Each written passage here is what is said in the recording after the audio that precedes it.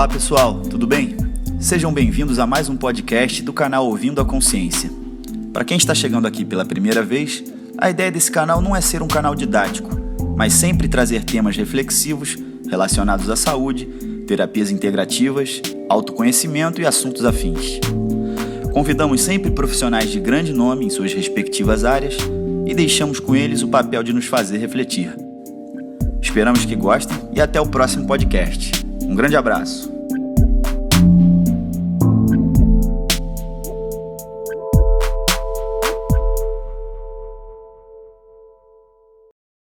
Olá, pessoal, sejam muito bem-vindos. Estamos aí para a gravação de mais um podcast, mais um episódio do nosso podcast Ouvindo a Consciência, episódio número 16.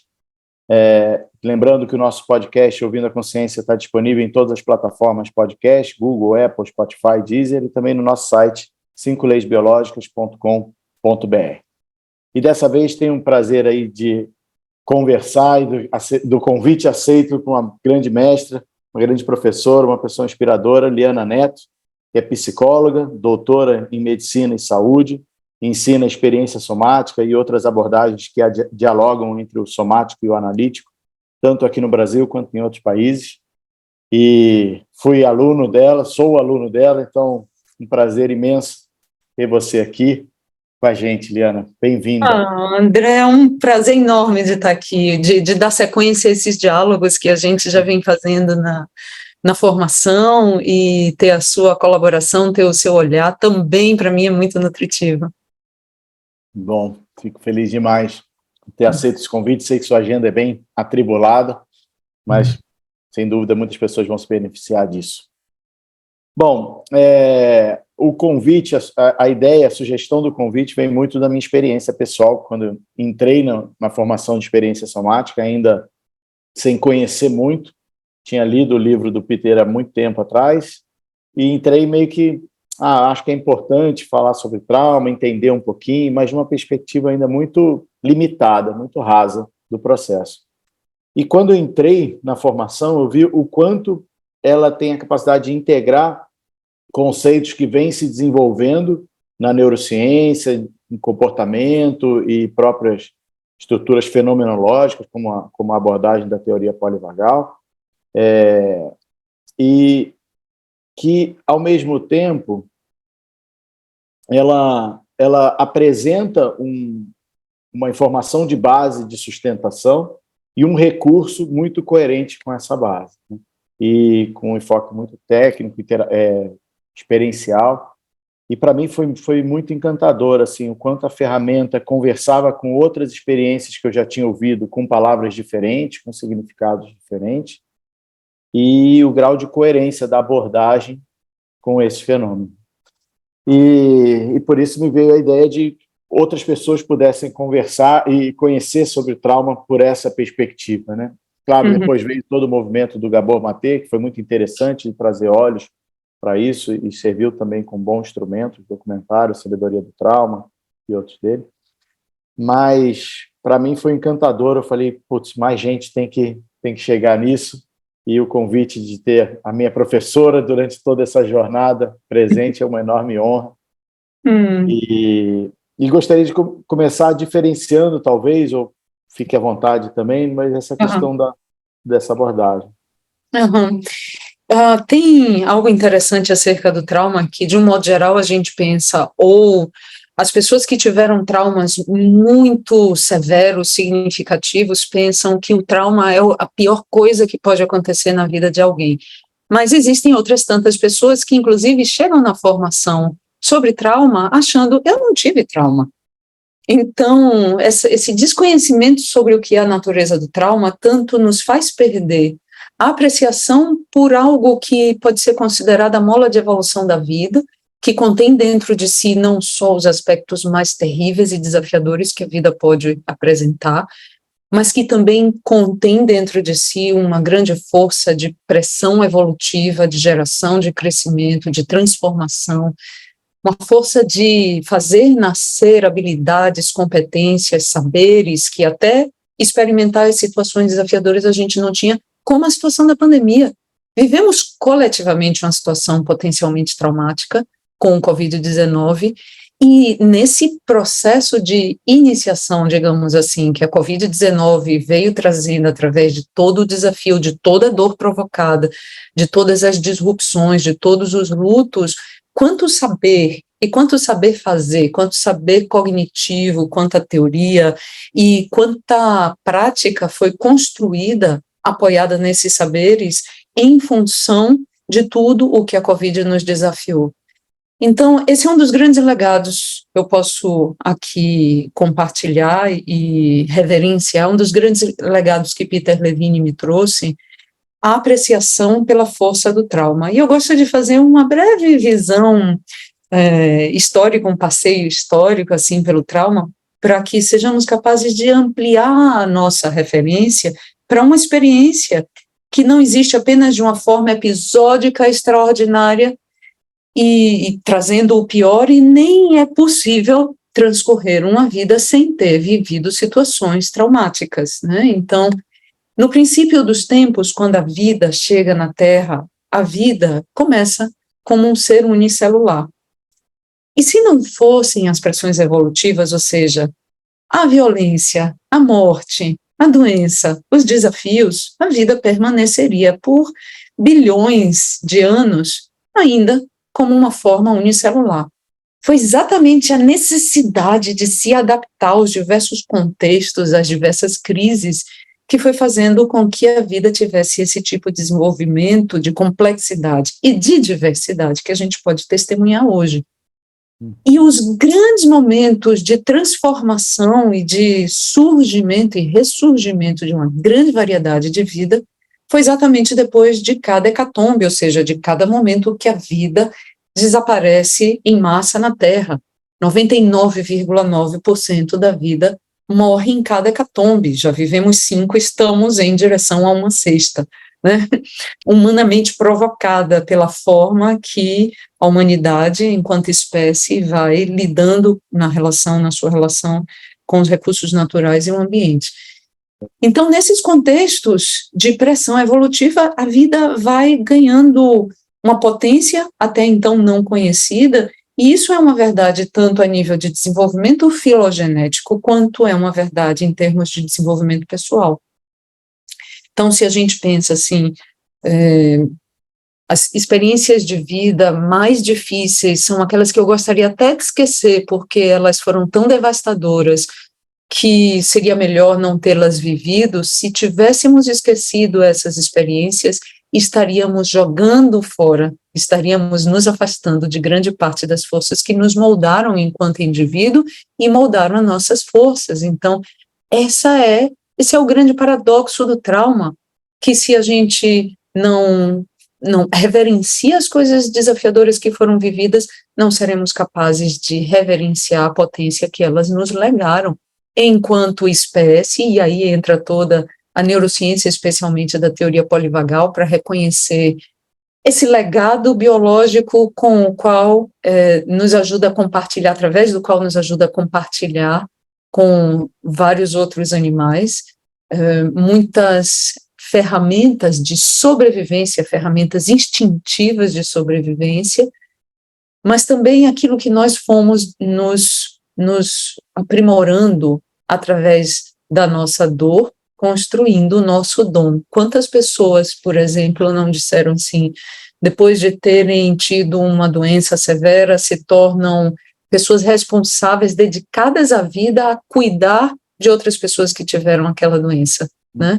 Pessoas que perderam filhos em alguma situação, que dedicam a vida para prevenir que situações semelhantes acometam filhos de outras pessoas. Então, muitas vezes a gente vê como a dor nos compele a desenvolver o nosso dom e o nosso serviço para o mundo. E eu não gostaria de começar esse diálogo sem trazer essa reverência, porque isso, inclusive, é o espaço que nos ajuda a lidar com os desafios que fazem parte de qualquer processamento de experiência traumática, né?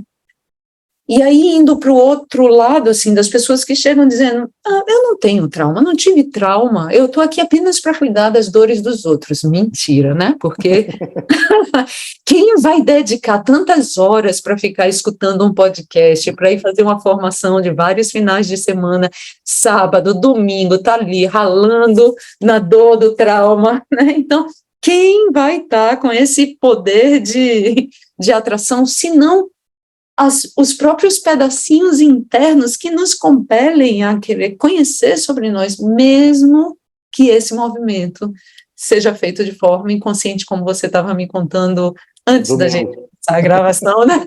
Me identifico muito. Formas misteriosas me fizeram chegar aqui. Eu chamo essas forças misteriosas da orquestra da vida. A orquestra da vida, cujo maestro a gente muitas vezes, cuja maestra a gente não conhece, mas que está ali cuidando para que a sinfonia dos diversos instrumentos possam aprender a tocar de uma forma coerente. E o desafio é mesmo sem conhecê-la pessoalmente, confiar, né? Porque move poder ir nesses impulsos, né? Eu me vejo nessas horas assim, como é que... Eu já tinha vindo de várias formações onde a ideia do entender não era claro, né? Já tinha caído, saindo da educação formal, do processo dentro da universidade, do processo acadêmico, do aprender, depois da experiência, mas mesmo assim também foi surpreendente. Eu sabia que eu tinha traumas, mas não tantos, tão profundos. Mas nada mais evolutivo ou com propostas, possibilidades evolutivas do que a gente fazer contato com essas experiências, e estou aí ainda remando. Mas é muito interessante o quanto isso conversa com as 5 leis e inevitável, a gente já colocou alguns temas aqui que conversam muito, esse processo filogenético, até falei fenomenológico quando falei da teoria polivagal, e fiquei ali na abertura, mas corrigindo aqui, filogenético, né, essas pressões evolutivas, e essa questão paradoxal, né, ela é um ponto que me afeta na vida, e quase como me coloca, para que lado você vai? Né? A vida não consegue mais ser a mesma a partir daí. E aí são 2 possibilidades, é uma dualidade muito importante aí em termos de se isso vira potência ou se isso vira restrição de potência. Ou seja, se isso vira crescimento pós-traumático ou se isso vira estresse pós-traumático, e é isso a traumatização, né? Exato. Então, aquela provocação que você me fez do início, o que é trauma e o que é traumatização? Traumas são situações inevitáveis da vida, são situações muitas vezes cotidianas, as pequenas experiências disruptivas que a gente vai tendo, que são desafiadoras, mas que não necessariamente demarcam em nossa vida pontos como antes e depois. Não significa que não sejam, que não possam ser muito deletérios, como, por exemplo, experiências que aconteceram ao longo de todo um desenvolvimento, experiências de negligência que aconteceram. Não foi um episódio, mas foi uma série de episódios que foram construindo lugares normalizados, né, como invisíveis, porque são normalizados e normatizados, e que não são episódios, episódicos, eu não tenho como dizer assim, foi a partir dali, né, mas que vão gerando ou o crescimento pós-traumático ou o estresse pós-traumático, configurando a traumatização. E essa compreensão, essa diferenciação entre trauma e traumatização, no sentido de que trauma são as experiências inevitáveis, traumatização são as desorganizações que os eventos inevitáveis geram quando geram estresse pós-traumático, e aqui eu não incluo apenas o transtorno de estresse pós-traumático. Dentro da traumatização, a gente vai ter, na saúde mental, por exemplo, como consequência da traumatização, depressão, dependência química, abuso de substâncias, transtornos compulsivos, vamos ter transtornos de ansiedade, fobias específicas, e indo para o campo da saúde física, psicossomática, vamos ter o estresse pós-traumático na base de sustentação, e Gabor Maté traz inclusive essa voz para relembrar de como O circuito de resposta ao estresse é o mesmo circuito de resposta imunológica inflamatória. Então, o estresse não tratado está na base de todas as doenças psicossomáticas. É quase redundante falar doenças psicossomáticas, né? Porque todas as doenças vão ter uma colaboração dessa dimensão psico, neuroendócrina e somática.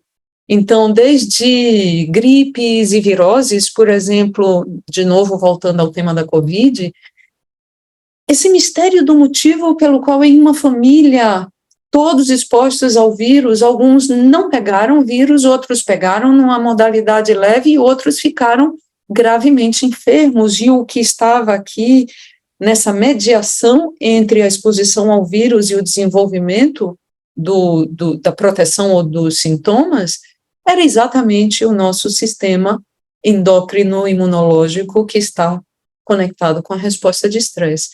Então, desde gripes e viroses até doenças inflamatórias como câncer, como asma, como todas as ites, né, gastrites e artrites, então são todas doenças que têm uma base, em sua base, esse fundo imunológico inflamatório.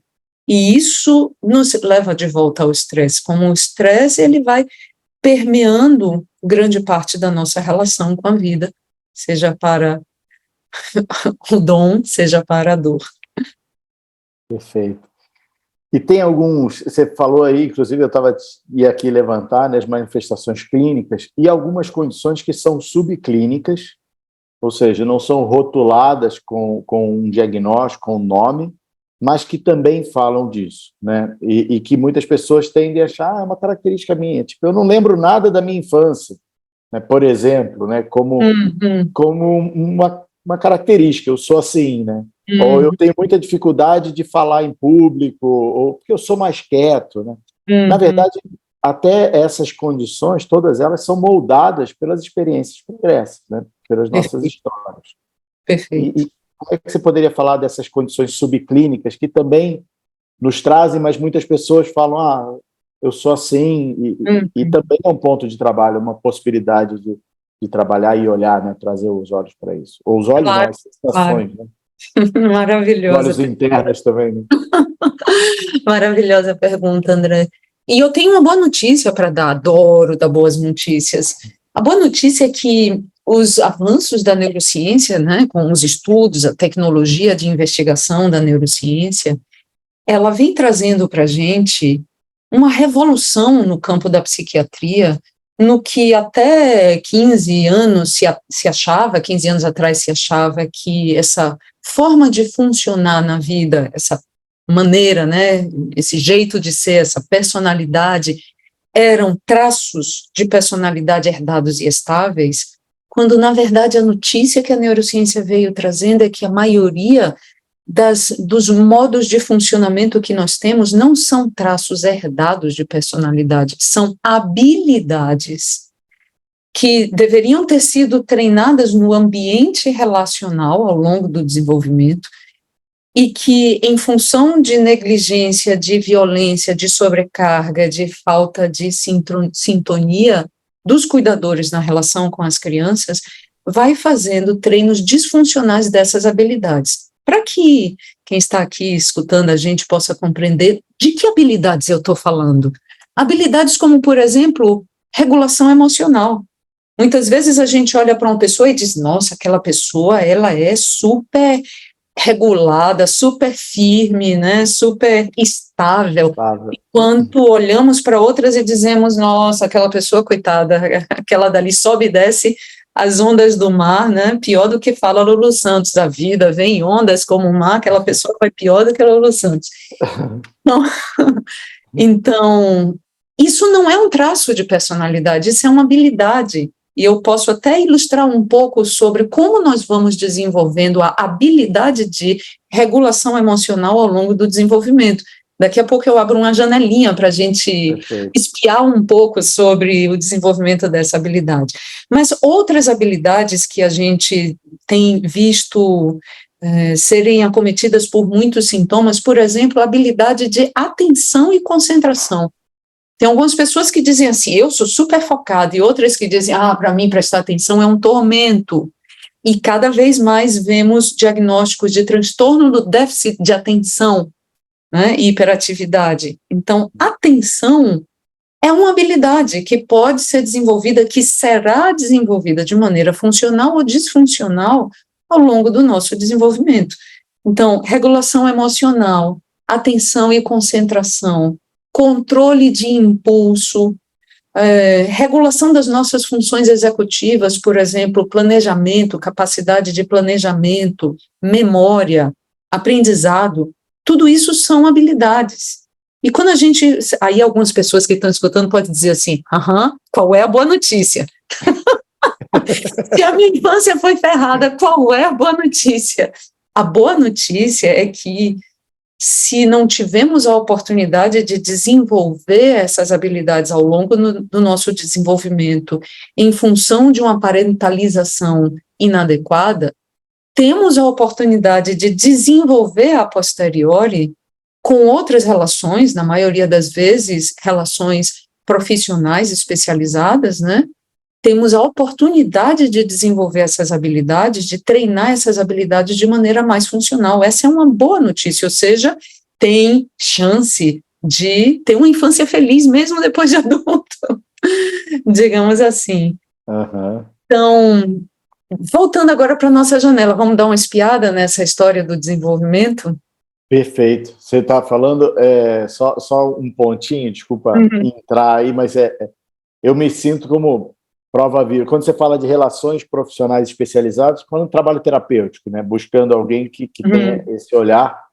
E para mim é curioso que, mesmo não tendo nada tão evidente dentro do meu processo de formação, de desenvolvimento e conseguindo, me sentindo ainda livre para navegar e buscar a carreira e o que eu desejava dentro desse processo, tinha alguns lapsos de memória enormes na minha fase de desenvolvimento, principalmente os primeiros 5 anos de vida, 6, 7 anos de vida.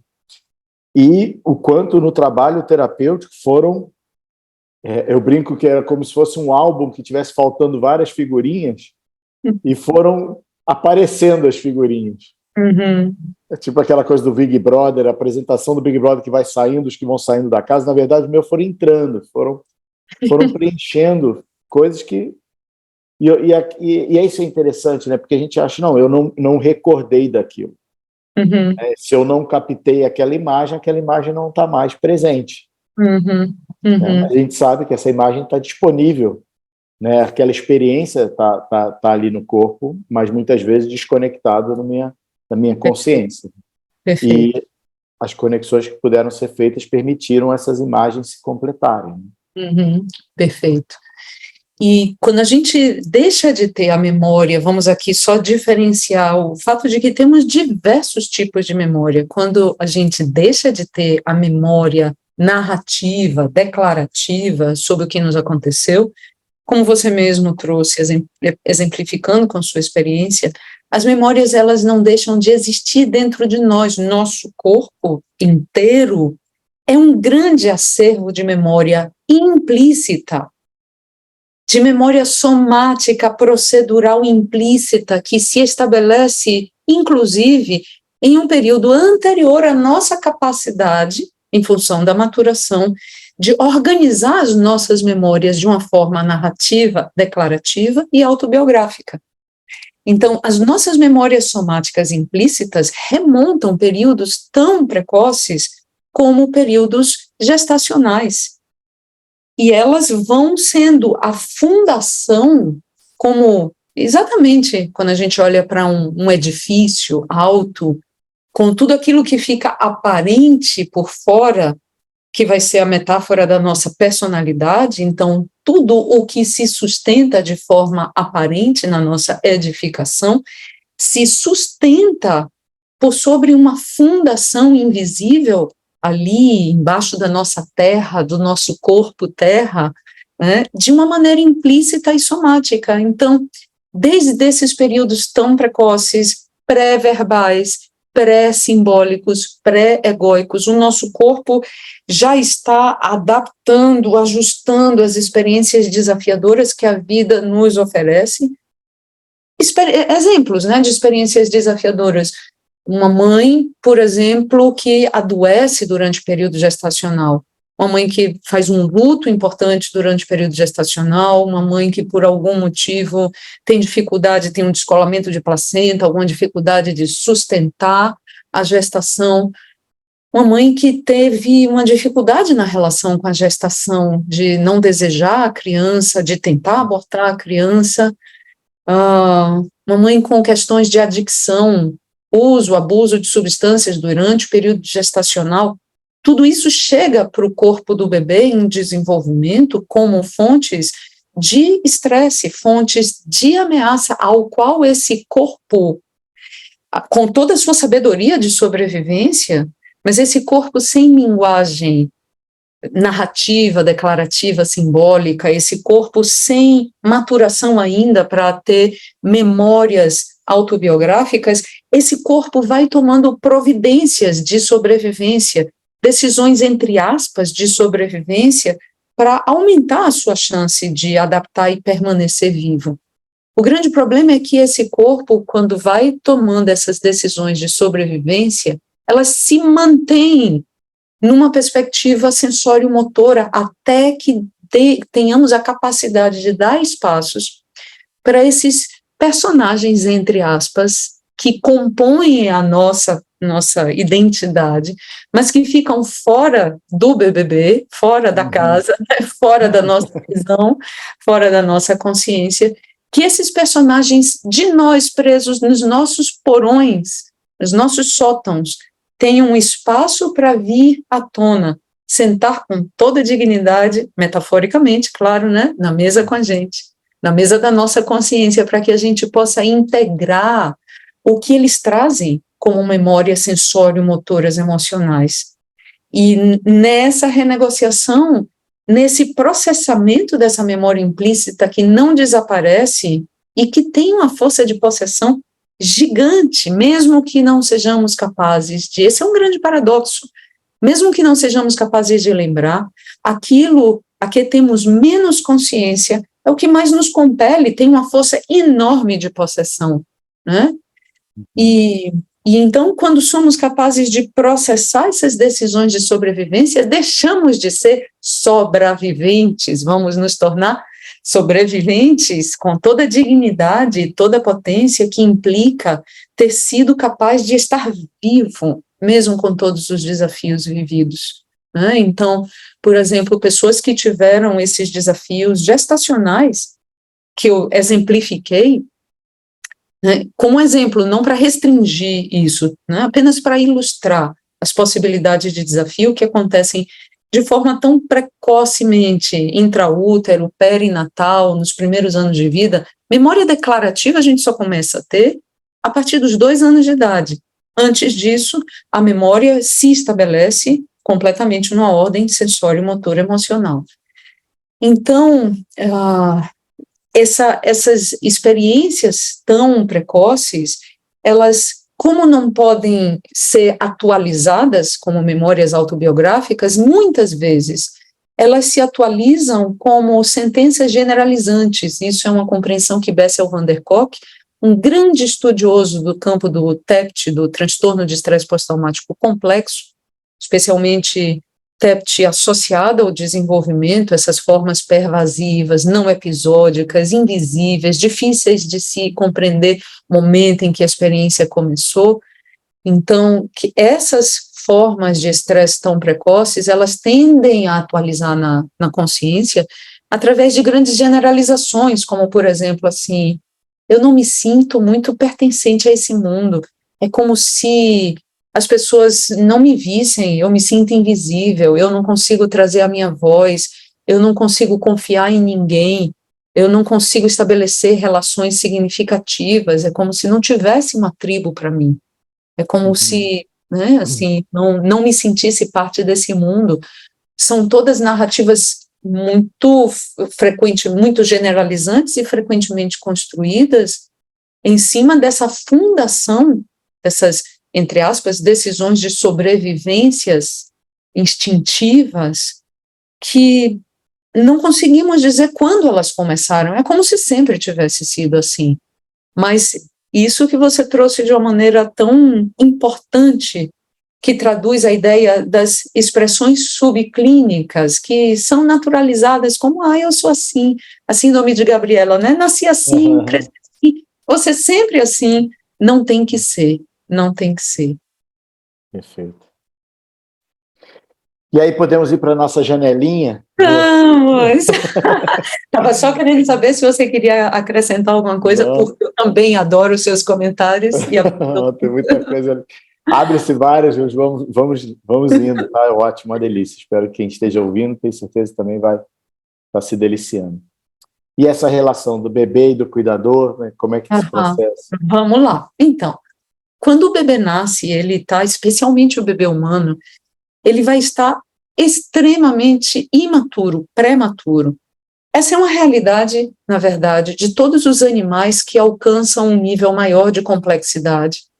Desde aves até mamíferos, todos eles, ao nascerem, precisam de um tempo de gestação externa, por assim dizer, né? Precisam de um tempo em que a placenta dos vínculos vai ser o espaço continente seguro para que as habilidades possam ser desenvolvidas e o potencial latente com que esse animal nasce possa ser desenvolvido. E nenhum animal nasce tão prematuro como o animal humano. A gente tem, a propósito, a gente nasce com apenas 30% do nosso sistema nervoso já maduro, só 30% já maduro. 70% do nosso sistema nervoso vai levar 25 anos para terminar de amadurecer. É um tempo bastante extenso de gestação, né? E nesse tempo tem algo também de muito interessante, que o nosso sistema ele vai ter uma grande plasticidade, é o que é chamado na neurociência das janelas de oportunidade / vulnerabilidade. São janelas de oportunidade, mas também são janelas de vulnerabilidade, porque devido à tamanha plasticidade do nosso sistema, esses são momentos muito propícios para se aprender através das experiências. Se as experiências forem adequadas, forem saudáveis, vamos aprender a desenvolver aquelas habilidades que eu já elenquei de uma maneira funcional. Se essas experiências não forem adequadas, não forem saudáveis, aquelas habilidades vão se desenvolver de forma insuficiente, ineficiente e disfuncional, né? Por isso a gente vai chamar de janelas de oportunidade ou também janelas de vulnerabilidade. Então, quando o bebê nasce, ele tendo o seu sistema nervoso tão prematuro, a nível da teoria polivagal, ela nos ensina, fazendo um pequeno passeio para eventualmente alguém que nunca escutou sobre teoria polivagal, bem pequeno passeio, o objetivo é a gente olhar pela janela do desenvolvimento. Mas um breve passeio. Antes da teoria polivagal, se compreendia que o nosso sistema nervoso periférico, ele funcionava com a regência do simpático, que é o acelerador do carro, e o parasimpático, que é o freio do carro. Então, o simpático, ele nos oferece carga para mobilidade na vida, no mundo, para adaptação, e o parasimpático, ele nos leva à imobilidade, descanso, regeneração ou congelamento. E a teoria polivagal nos diz que nós temos esses dois grandes ramos do sistema nervoso e, entretanto, o ramo parasimpático se subdivide em duas vias muito distintas. Uma via antiga primitiva, que não é mielinizada, e que nasce de regiões diferentes específicas do tronco cerebral, e uma outra via mamífera, que é uma via mielinizada em grande parte, que tem uma função importante, nasce junto com os mamíferos. Essa via mamífera, ela vai ter uma função importante nessa mediação do vínculo, da conexão social, do engajamento social. Então, essa é a via mamífera do sistema parasimpático. Você quer falar alguma coisa aqui? Eu vi que você abriu o seu áudio. Não. Porque eu apertei aqui sem querer. Não, ok. Então, quando o bebê nasce, ele vai ter o seu sistema parasimpático primitivo pronto e funcional, e ele vai ser eficientíssimo ante o perigo para nos levar aos estados de congelamento, dissociação.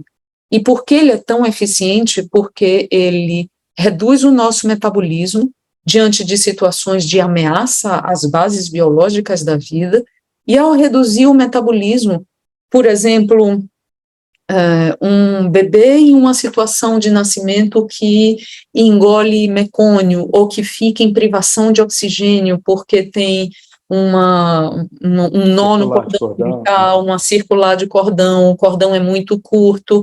Então, em todas essas situações que o bebê vai entrando em hipóxia, em um baixo provimento de oxigênio, para proteger o nosso corpo, principalmente os órgãos funcionais muito importantes e vorazes por oxigênio, coração, pulmão e cérebro, essa entrada no sistema parasimpático primitivo de congelamento ajuda a reduzir os gastos metabólicos e preservar essas estruturas por um tempo muito mais longo.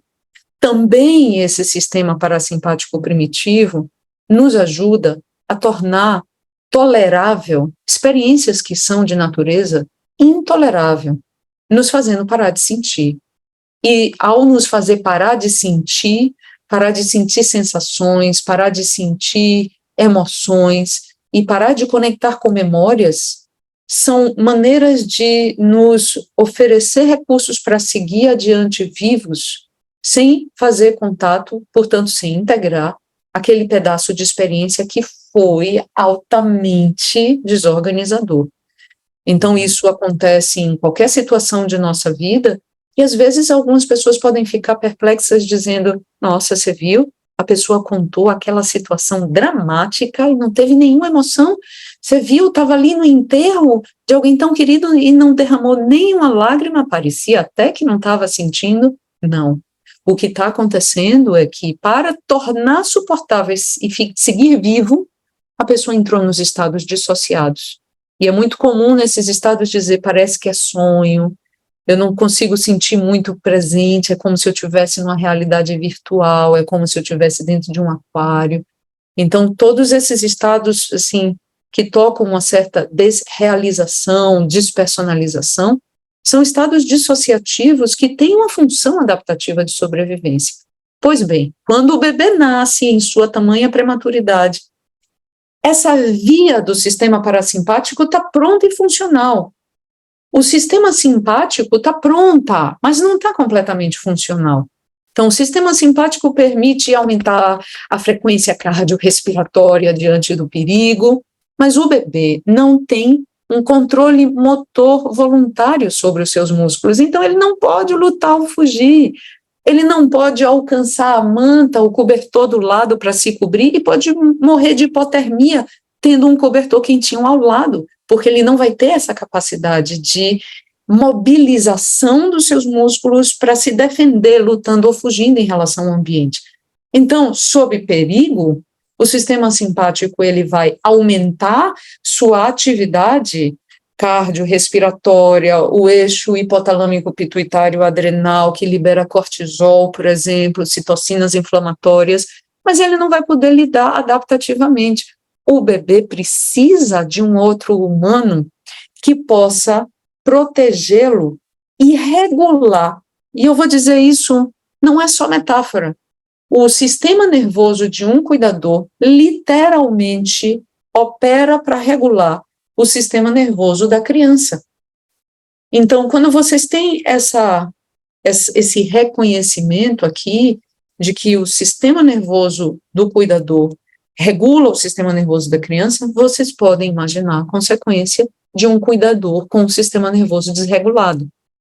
Um cuidador com estresse pós-traumático, com depressão, com transtorno de ansiedade, né? Então, o próprio sistema não vai ser capaz de operar de uma maneira funcional sobre o sistema nervoso do bebê, e então, esse bebê, que poderia desenvolver através da experiência relacional, da placenta da relação, desenvolver uma função interna que está como um potencial latente, mas que vai ser maturada e aprendida na relação a amortecer sua atividade, a atividade do seu sistema nervoso, através do que o sistema nervoso de um adulto vai fazendo sobre o seu sistema nervoso, ele não aprende.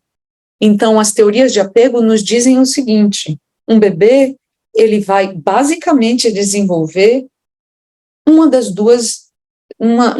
dos dois desfechos. Se o sistema nervoso do bebê sobe de uma forma muito rápida, muito intensa e com muita prontidão para entrar nos estados dissociativos, por poucas coisas que podem representar uma ameaça à vida, como, por exemplo, se um bebê entra em privação de alimento, ele pode morrer. Então, ficar muito tempo sem comer pode levar o sistema nervoso dele a ir entrando num estado dissociativo, né, de congelamento. Então, o sistema nervoso de um adulto amortece a atividade desse sistema nervoso do bebê. Aí o bebê sente dores, não sabe o que fazer, o sistema nervoso do adulto amortece essa atividade. O bebê se sente solitário ou sente frio, o sistema nervoso adulto vai amortecendo, e esse sistema nervoso do bebê aprende a funcionar de uma forma rítmica, regulatória, subindo e descendo as curvas, sem entrar nos estados astronômicos super altos de ativação.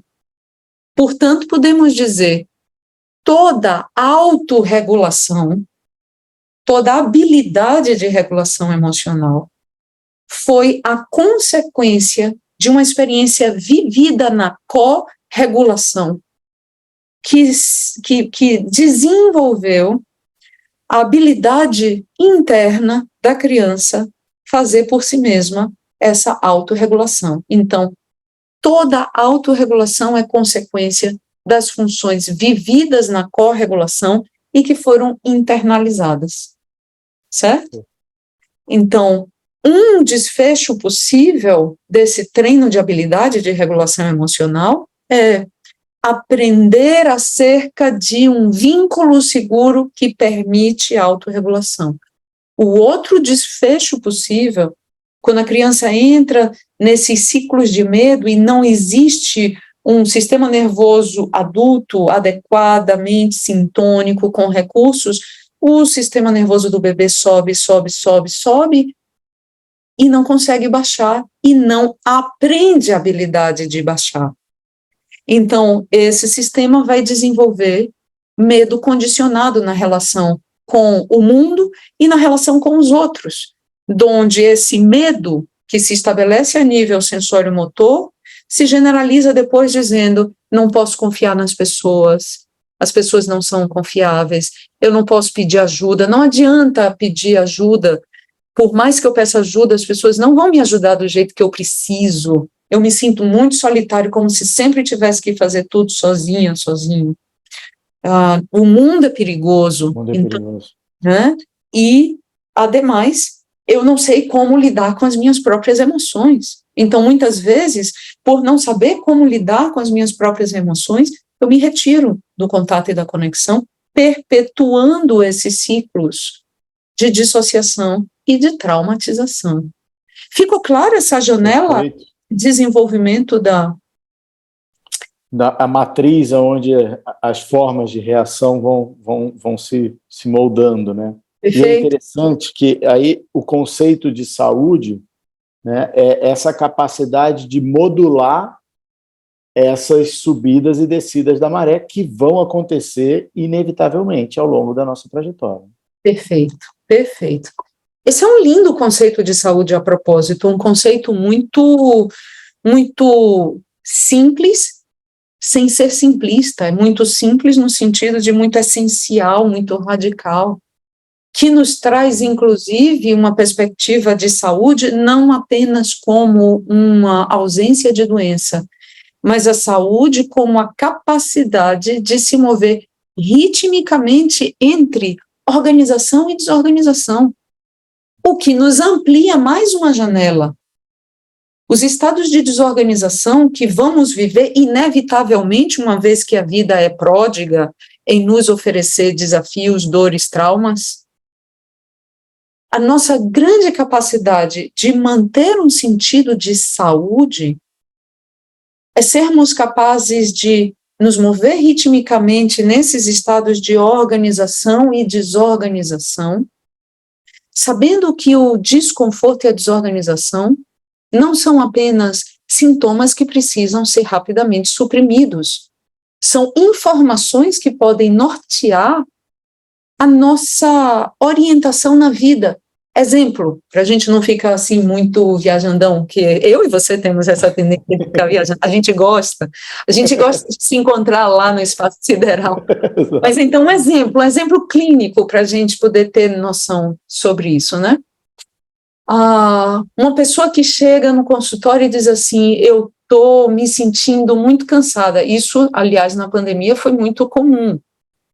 Particularmente, as investigações trouxeram, vou fazer aqui uma defesa feminista, nesse caso clínico, né, de que ser mulher durante a pandemia era um fator de risco, o gênero feminino era um fator de risco para o desenvolvimento de depressão e transtornos ansiosos, em função de que mulheres estavam, assim como homens, confinadas, com trabalho remoto, mas muitas vezes as principais responsáveis pelas tarefas da casa e da alimentação e responsáveis pela gestão dos filhos que também estavam confinados com educação remota. Né? Então, a falta de compartilhamento das funções dentro de casa, das funções de uma forma mais equitativa dentro de casa, uma colaboração dos dois cuidadores dentro de casa, fazia com que as mulheres chegassem de uma forma muito mais sobrecarregada. Então, me chega, isso é uma condição, é um exemplo real, me chega uma pessoa dizendo... Desculpa interromper, até a presença masculina em casa durante a pandemia e a não participação, o não envolvimento, né, tipo, considera que eu estou na empresa, né, e a pessoa está ali e ela está disponível para os filhos, para a esposa, está disponível, está presente ali, pelo menos de corpo presente, e não se envolve, né? Então, alguns relacionamentos, eu tive alguns clientes que relataram coisas desse tipo, né? Tipo, ele não está acostumado a ficar aqui em casa, e nem eu estou acostumado a ter ele em casa. Isso também foi um que a ser administrado, né? Nossa, com certeza. O reconhecimento de uma maneira muito dramática de quantas relações próximas eram tão pouco íntimas, né? E de quantas relações menos próximas, menos cotidianas, traziam um sentido de intimidade emocional, afetiva, muito mais profundas, e nesse sentido, o confinamento, as pessoas estarem distantes de alguns relacionamentos muito nutritivos e estarem confinadas, às vezes, com pessoas que eram, às vezes, violentas, às vezes, confinadas com perpetradores, né? Foi outro contexto pandêmico muito desafiador. Pois bem, aí eu recebo uma cliente que diz assim, eu estou muito procrastinadora, eu preciso ajuda para encontrar força de vontade, para acordar 4 horas da manhã, para fazer a minha atividade física, porque eu não estou conseguindo fazer nada, para dar conta do resto do dia. 4 horas da manhã, eu digo assim, bom, acho que, voltando agora para a nossa fala anterior, acho que o que falta é o reconhecimento, é a capacidade de você orientar-se para o sentido de exaustão que você está vivendo, para reconhecer que a sensação de cansaço, de fadiga, de uma certa desesperança que vai chegando, que é traduzida como procrastinação, não é apenas um sintoma a ser suprimido e que eu vou agora te ajudar a desenvolver força de vontade para você conseguir 4 horas da manhã. Não, isso é uma fonte de orientação para dizer, meu bem, talvez esteja sendo demais. Talvez alguns aspectos do seu contexto precisam ser redimensionados. Então, nesse sentido, tristezas que são vividas ao longo do nosso movimento rítmico de organização e desorganização da vida que se move, né, nessas ondas do sistema nervoso, tristezas não são apenas depressão que precisa ser suprimida, são informação de que existe algo que está me trazendo algum sentido de perda, né, algum sentido de insuficiência, algum sentido que me precisa fazer parar para dar sentido através do sentir, Perfeito. para, através dessa orientação, seguir regulando na vida. Estados ansiosos também. Às vezes a ansiedade, ela sempre vai ser desagradável, mas nem sempre ela vai ser patológica. Vou medicalizar uma ansiedade porque é um transtorno, não. Às vezes a ansiedade significa tem algo no seu trabalho que precisa mudar, e se você não conseguir mudar no trabalho, mude de trabalho, porque senão o adoecimento, a cronificação desse estado pode realmente levar a um adoecimento. Então, essa perspectiva que você trouxe, assim, entender sobre o movimento do nosso sistema nervoso ajuda a trazer uma promoção de saúde muito crucial, a partir de uma perspectiva de que os desconfortos, eles não estão aqui apenas para serem suprimidos o mais rápido possível, mas como fonte de informação para o qual podemos nos orientar, através do qual podemos aprender e redimensionar aspectos do nosso comportamento, das nossas relações e da nossa vida. Perfeito. E é aquilo que aprendi com você, onde eu trabalho não é de sentir a segurança em tudo, mas tolerar a insegurança para que a gente possa fazer dela combustível para movimentos, né? E não simplesmente movimentos de evitação, né? Movimentos de enfrentamento, né? Perfeito. Olhar para isso e é interessante que temos nessas condições, né? Conversando isso, o quanto isso conversa com as 5 leis, né?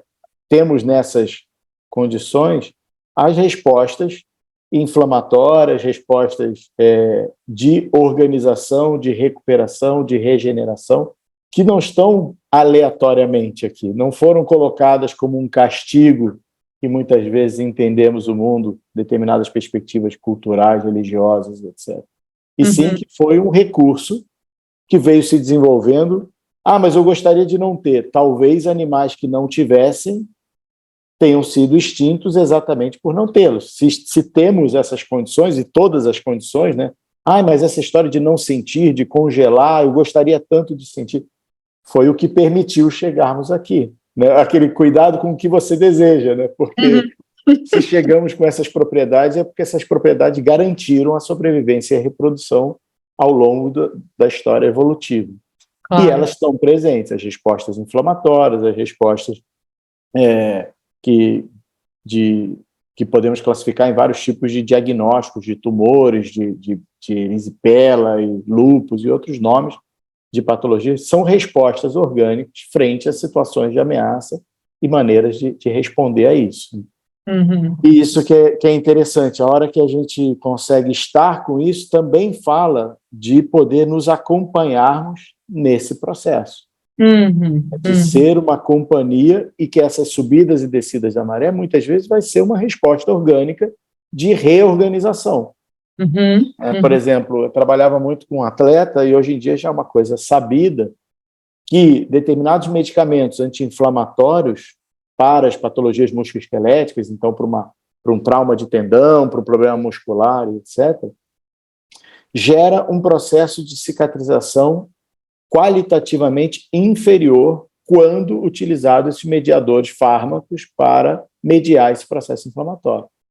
Ou seja, quando eu dou um medicamento inibitório, e aí a gente, inevitavelmente, alopático, né, contra o que está se manifestando, a reparação não se dá na mesma qualidade.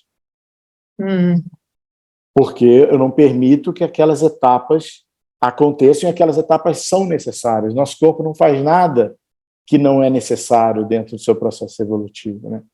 E como é que a gente consegue ter essa presença e esse acompanhamento para que nesses momentos de insegurança eu não reaja de maneira reflexa e totalmente animal e possa usar as minhas faculdades a meu favor, né? Claro. E aí o processo de interocepção, de senso-percepção, me parece um alicerce mágico para fazer essa ligação, né, do que está movendo aqui, do que eu tenho condição de discernir lógica ou conscientemente. Você pode falar um pouquinho disso, que é tão desenvolvido e rico dentro desse trabalho da SE? Claro. Então, essa habilidade de reconhecer, colocar, legendar, né, colocar palavras, nomes sobre o que está acontecendo conosco, por exemplo, nesse momento que você está nos escutando esse diálogo, tome um pequeno tempo, levando para uma pequena experiência. Tome um pequeno tempo para observar o que acontece no seu corpo a nível do seu sentir físico. Veja se tem algumas partes do seu corpo que se fazem mais presentes nesse momento e, quiçá, algumas outras partes que não estejam assim tão sensíveis, tão presentes, tão disponíveis. Muitas vezes a nossa atenção vai sendo sequestrada por as sensações desagradáveis. Isso também tem uma função evolutiva, que é monitorar o que pode estar acontecendo de desconfortável, de perigoso, de danoso para o nosso corpo, para modificar, para se retirar, para se proteger, para se preservar. Então, nesse momento, coloque a curiosidade não apenas nas sensações desagradáveis do corpo, mas também observe se você consegue reconhecer sensações agradáveis do corpo, como a sensação da gravidade do seu corpo em contato com os apoios físicos, a cadeira, os pés no chão, o lugar onde os seus braços se apoiam.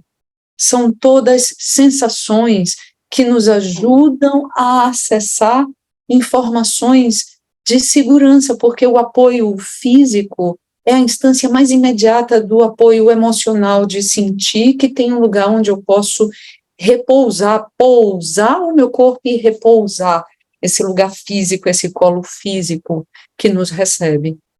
Então, preste atenção à sensação da sua respiração, por exemplo, e tudo isso que a gente está fazendo agora com o nosso segmento atencional, eu estou conduzindo a sua atenção para o fluxo de sensações do seu corpo agora.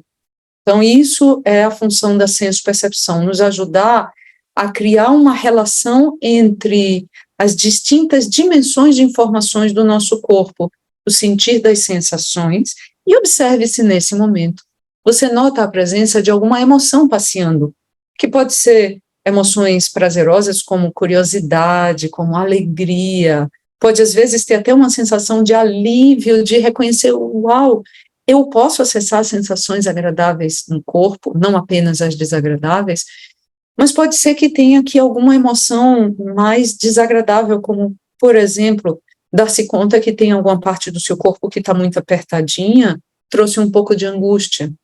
Levar a atenção à sua respiração e ao batimento cardíaco te fez perceber que a respiração está acelerada, que o coração pode estar acelerado também, e isso pode te fazer conectar com as sensações de ansiedade presente. Então, observe, e nesse momento, o fato de você ter a propriedade de reconhecer o sentir do seu corpo físico e emocional, só isso já oferece uma regulação. As pesquisas mostram que quando somos capazes de levar nossa atenção para o nosso corpo, para o nosso sentir, para a nossa interocepção, através dessa perspectiva consciente, essa é a função da senso-percepção, a sensação sentida, que o continente da nossa atenção possa recepcionar o conjunto de informações que vem de dentro do meu corpo. E então, o fato de você poder se dar conta, eu me sinto ansiosa, ansioso, eu sinto um pouco de tristeza quando eu pude fazer contato com as sensações. Liana. Sim. Sim. Liana, me ouve? Te escuto, eu te escuto. Tá. Então, a internet deu uma zoada. Ok. A gente pode voltar exatamente, pelo que eu percebi, aonde você estava falando, aonde a gente pode se dar conta, nesse se dar conta que travou. Não sei se você consegue voltar. Ok. Não sei, não vou conseguir exatamente, mas volto.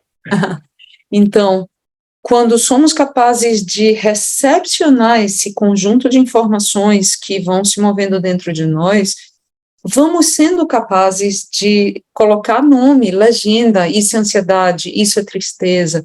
E o fato de colocar nome, legenda sobre isso, já faz uma função de desativar. e já nos abre o caminho para um próximo passo na função de regulação, de autorregulação, que é: isso que eu estou sentindo é tristeza, ou é ansiedade.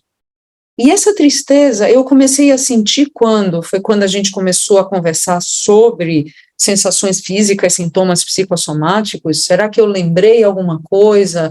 Será que eu imaginei algo do futuro que pode ser desorganizador? Então eu começo a ser capaz de reconhecer no contexto presente, passado como memória, futuro como imaginação, o que está me levantando essa onda do sistema nervoso, e isso me ajuda a direcionar o meu sentir para fins úteis, é o goal-directed actions, as ações dirigidas a fins específicas, em vez de sentir uma ansiedade generalizada e inespecífica, em vez de sentir uma tristeza que me faz querer beber para esquecer, eu posso me orientar para especificamente o que está me levantando essa onda, e então dirigir meu comportamento de uma forma mais específica e adaptativa, de forma a tornar esses movimentos de ativação e desativação, organização e desorganização úteis, informações úteis na nossa vida, utilizando essas ferramentas da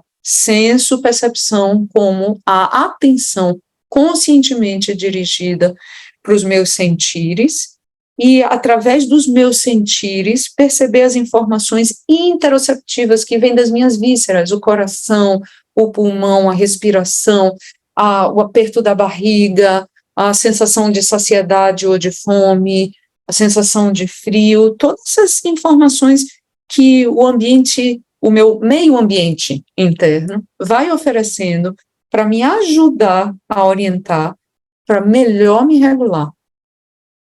Perfeito. E é impressionante o quanto só o senso de identificação, a legendagem que você usa, né, o termo, de trazer legenda, isso quase que traz a autocompanhia, né? A sensação de que aquilo não está solto e que aquilo está sendo visto, está sendo reconhecido, está sendo incluído. E uma vez que eu reconheço, naturalmente, se eu quero sobreviver, eu vou buscar soluções. E se eu tenho recurso para isso, eu vou buscar soluções moduladoras e capazes de transpor aquele desafio, de me modificar internamente para que não responda mais dessa mesma maneira, para que não enfrente novamente esse mesmo perigo. E é muito rico a surpresa terapêutica que é, né? E aí convida com uma possibilidade de aplicação de alguma situação em que está se sentindo assim, simplesmente reconhecer que está assim. Isso. E perceber o que isso traz dentro do corpo, né? E a quantidade de segurança, né? Que permite tomar decisões de um lugar que eu não entro naquele abismo, né? Naquele ciclo vicioso com histórias como aquela que o mundo é perigoso, que não dá para confiar em homem e outras coisas, né, que são generalistas, mas que não estão dentro daquela cena específica. E isso é fantástico, né, o quanto isso pode trazer de respostas e de ganhos, né, de respostas mais funcionais e mais alinhadas com os objetivos, com o propósito, com o seu ideal de vida, né, e coisas assim. E você tinha trazido essa questão, e eu acho tão rico, e essa é a ideia do podcast, trazer para mais gente essas informações, né, que muitas vezes estão dentro dos cursos, de como é que a gente pode olhar essa cena de uma maneira empática, quando isso se manifesta no outro, e de uma maneira que eu possa lidar com aquele fenômeno, né, e eu possa estar ali sem me sentir tão irritativo, para que eu possa fazer companhia, né? Por exemplo, citando o exemplo do velório que você trouxe, né, onde a pessoa fala, pô, mas a outra pessoa não teve nem chorou, não pôde, nem disfarçou que gostava do falecido, enquanto, na verdade, às vezes aquilo ali é tão chocante e tão sensível para ela, e aí envolve o que eu tenho de recurso para lidar com isso e a magnitude daquela experiência, né? Não significa que a experiência é tão gigante, mas talvez eu tenha pouco recurso para lidar com aquilo, mas que aquilo é vivido de uma maneira tão difícil, tão ameaçadora, tão insegura, que eu congelo, literalmente, aquela experiência. E, ao mesmo tempo, o outro também tem tanta dificuldade de lidar, porque ela talvez seja sempre aquela característica de manteiga, né, que chora à toa, à toa não, mas que chora com qualquer coisa, né, e consegue fazer contato com essas emoções, e fala, isso aqui é porque eu estou sentindo, aquele ali não está sentindo. E, na verdade, não se trata disso, né? Muitas vezes é até o oposto. Tem uma frase de Gandhi que é muito inspiradora, assim, é preciso mais força para sentir do que para não sentir. Então, paradoxalmente, as pessoas que expressam as emoções e que podem estar disponíveis para sentir as emoções, te orientar por elas e expressá-las, são pessoas que têm espaços mais amplos para estar em companhia do seu sentir do que aquelas que sequer sentir são capazes e muito menos expressar. Então, você chegou a formular o que eu achei que fosse uma pergunta e passeou depois por um pouco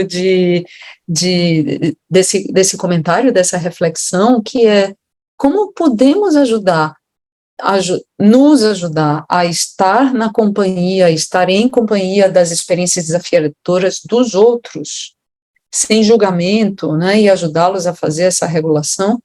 E é curioso que o caminho se eu não posso sentir o que me cabe, se os espaços em mim estão apertados para recepcionar o que me cabe, eu vou ter ainda menos espaço para recepcionar o que cabe às experiências significativas dos outros. E não só as experiências dolorosas e significativas dos outros, mas as experiências prazerosas, porque o continente é o mesmo. Então, nosso exercício de ampliar a capacidade do sentir, isso é uma parte importante de toda abordagem somática, ampliar a janela de tolerância, o continente, para que sejamos capazes de estar com aquilo que nos cabe, estar com aquilo que nos compõe, de uma forma a não entrar nos julgamentos, mas poder recepcionar mesmo, como um anfitrião que abre a porta para os visitantes e não vai dizer assim, você chegou tarde, você chegou cedo, você está bem vestido, você está mal vestido, você está faminto, você, né, comeu tudo antes de vir para cá. Então, de você recepcionar com alegria cada pedacinho que te compõe, e o que as pesquisas mostram é que quanto maior capacidade eu tenho de recepcionar as partes desafiadoras, dolorosas em mim, maior a capacidade eu vou ter de recepcionar as partes prazerosas de mim. E também as pesquisas mostram que quanto maior a capacidade que eu tenho de ser uma boa anfitriã para todas as minhas partes, maior capacidade que eu vou ter de ser uma boa anfitriã para as partes dos outros. Então, tudo volta ao nosso sentir. Tudo volta ao princípio, a verdadeira viagem é uma viagem de retorno. Tudo volta ao princípio, que é o princípio do sentir. Perfeito. E é esse sentir que dá cor à vida, né? Porque aí a gente consegue acompanhar, porque ela vai acontecer, né? O imponderável vai acontecer, vamos ser pegos a contrapé, acontecerão coisas que não esperávamos, e como é que eu posso... Eu estou vindo de umas férias em família aí no hotel fazendo, tinha um tobogã, como é que a gente pode curtir o tobogã ao invés de descer o tobogã em pânico e socando em cada ondulação que o tobogã vem, que é a vida, né? Isso acaba dando cor também a ela, e que eu vou experimentar, claro, situações onde eu não gostaria de estar passando, mas, ao mesmo tempo, esse potencial me dá o potencial de sentir as coisas boas da vida. Porque o relato de muita gente, principalmente pessoas com grande poder econômico, que fala, as coisas não têm graça. Eu compro as coisas que eu gostaria de ter e eu não tenho graça. Eu queria tanto um barco e hoje em dia eu vou para lá e eu não consigo curtir aquilo. Que é essa desconexão da graça da vida, né? Que é de toda graça. Da graça tanto no sentido da bendição quanto da graça no sentido do riso, do colorido, do prazer da vida, né? Assim, das bênçãos que a vida pode nos oferecer como graça, as graças que a vida pode nos entregar, como do riso, do colorido da vida. É isso aí. Perfeito, papo voou. Estamos aqui quase 1 hora. Queria agradecer o quanto você me permitiu desenvolver esse sentir. Ainda estou num processo, é longo, e enquanto estivermos aqui, temos oportunidade de trabalhar e fazer contato, mas o quanto me permitiu sentir mais, fazer mais contato comigo mesmo, expandir essa capacidade, o quanto isso repercutiu para mim e para as pessoas em volta, né? Porque isso que você comentou é muito rico desse processo. Quanto mais espaço tenho, as relações se constroem a partir daí, e temos um exercício de relações. Nosso corpo, ele é um instrumento que permite relacionar, né? Como criamos essas relações. Então, fazendo contato internamente, estou aqui muito alegre, muito feliz, igual a criança saltitando, de poder ter tido esse papo com você aqui, maravilhoso, e agradecer demais tanto essa sua jornada, sua trajetória tão linda, tão inspiradora para tanta gente, e poder compartilhar isso com a gente aqui. Obrigada, André. Foi um prazer, é sempre um prazer. Para mim também sempre muito inspirador a gente trocar, se provocar. Adoro escutar você falar. E tem algo que me comove da sua fala, é que você é uma pessoa que não fala apenas do lugar da lógica. Tem um espaço imenso emocional de onde você entrega o seu saber também. E isso me comove muito, isso para mim me dá muito sentido. Então, obrigada por estar aqui e por esse diálogo também. Agradeço demais. Bom, pessoal, estamos finalizando aqui o nosso podcast número 16, do podcast Ouvindo a Consciência, do canal Ouvindo a Consciência, disponível em todas as plataformas de podcast, em nosso site, 5leisbiologicas.com.br. Conversei aqui com a Eliana Neto, psicóloga, doutora em Medicina e Saúde, ensina experiência somática e outras abordagens que dialogam entre o somático e o analítico, tanto aqui no Brasil quanto fora dele. Inspiradora de muita gente. Vamos deixar aí na sinopse também o Miri Currículo, o site, para outras informações. E segue com a gente para próximos episódios. Muito obrigado e até a próxima, pessoal. Obrigada a cada um de vocês. Valeu.